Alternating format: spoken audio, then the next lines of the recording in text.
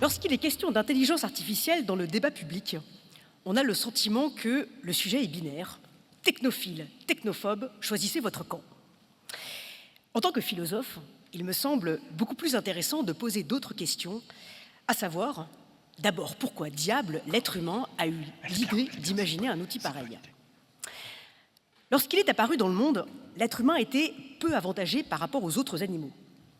Comme l'écrivait le philosophe Emmanuel Kant, la nature n'a donné à l'être humain ni les cornes du taureau, ni les griffes du lion, ni les crocs du chien, ni les ailes de l'oiseau. Comment survivre alors dans de telles conditions? Peu gâté par la nature, l'être humain n'a tout de même pas été complètement ignoré, puisqu'il a été doté de 2 mains et d'une intelligence. Loin de se décourager, il s'est lancé dans la fabrication d'outils propres à décupler ses forces et à pallier ses failles. Silex, marteau, hache, faux, lunettes, télescope, stéthoscope, tracteur et intelligence artificielle. L'intelligence artificielle s'inscrit donc dans cette longue histoire des outils créés par l'être humain pour affronter le monde.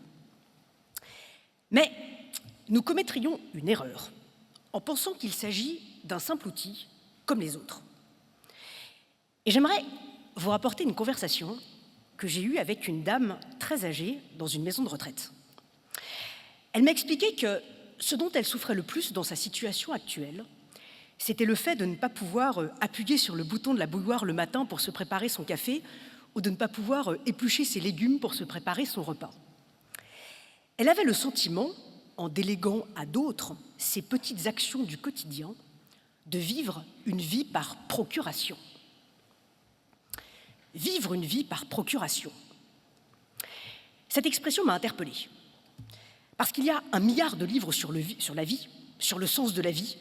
Les poètes, les écrivains, les philosophes ont écrit des milliards de pages sur ce sujet.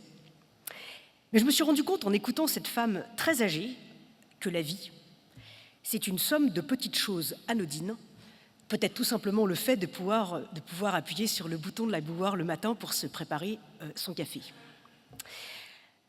Alors certains d'entre vous sont peut-être étonnés. Vous vous dites peut-être que je suis hors sujet, mais réfléchissez bien.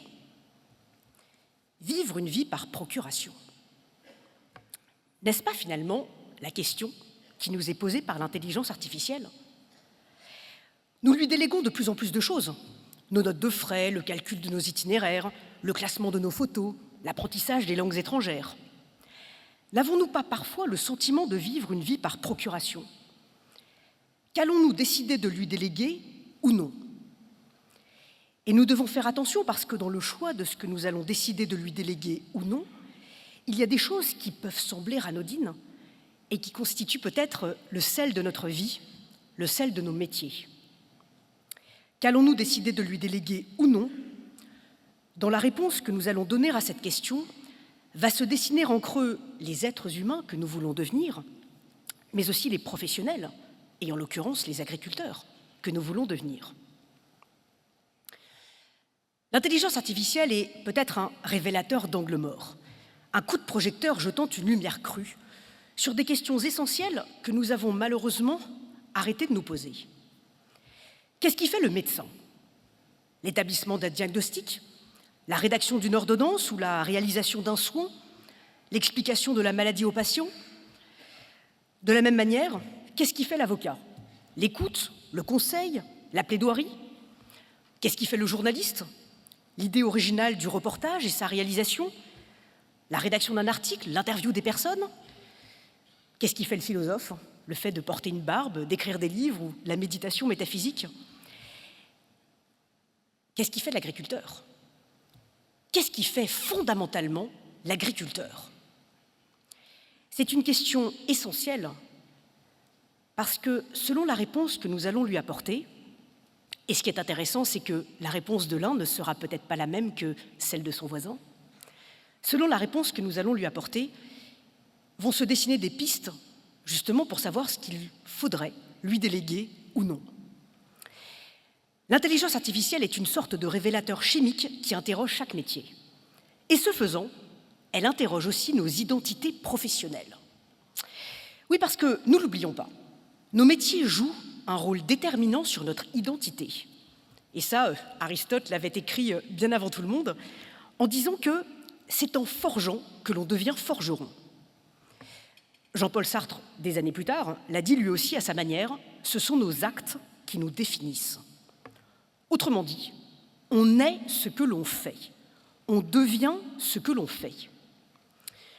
Ce lien fort entre notre métier et notre identité a d'ailleurs été corroboré par les sciences cognitives, qui montrent que les connexions neuronales et le développement de telle ou telle zone cérébrale dépendent étroitement de nos activités. Autrement dit, un violoniste n'a pas du tout le même cerveau qu'un chauffeur de taxi, et inversement. Autrement dit, si l'habit ne fait pas toujours le moine, il semblerait que nous ayons le cerveau de notre métier. Mais maintenant, la question qui se pose est la suivante. Je suis ce que je fais, mais si je délègue une part de ce que je fais à un outil d'intelligence artificielle, suis-je toujours l'homme de mon métier ? Quelles sont les conditions à réunir pour que je reste toujours l'homme de mon métier ? C'est en forgeant que je deviens forgeron, mais suis-je toujours forgeron si je délègue une part de ma forge à ChatGPT ? Où se situe le point de bascule ? Quelle sera l'identité des agriculteurs de demain ? Je vous laisse y réfléchir et je vous remercie de votre attention.